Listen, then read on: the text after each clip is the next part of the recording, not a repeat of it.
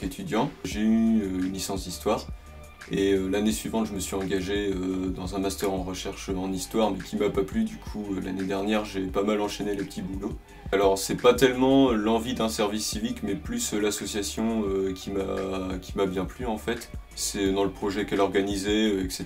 Et donc j'ai vu qu'elle proposait un service civique et que j'avais toujours pas d'études pour l'année suivante, j'ai décidé de postuler là-bas. Donc moi je suis en service civique à l'Institut international des droits de l'homme et de la paix. Ma mission consiste en fait à faire des interventions dans une vingtaine de lycées en Normandie autour de la problématique les droits de l'homme à l'ère du numérique. Donc globalement les interventions ça se déroule de la façon suivante, c'est-à-dire qu'on va faire entre 3 et 6 activités sur justement les droits de l'homme à l'ère du numérique avec les jeunes, pour les préparer en fait à un meeting qui aura lieu en mars.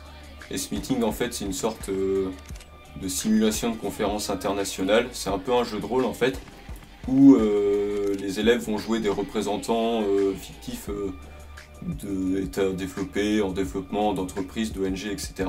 qui devront débattre et arriver à des résolutions sur le thème les droits de l'homme à l'ère du numérique. Après le service civique, en fait, dans un premier temps, avec un pote, on aimerait bien aller faire soit une mission humanitaire, soit un projet personnel en Ukraine, en fait. Et sinon, l'année suivant le service civique, personnellement, moi, je me tourne plus vers un master qui sera dans l'humanitaire ou dans les droits de l'homme. J'ai pas encore d'idée précise, mais bon, c'est à peu près l'objectif que je me suis fixé.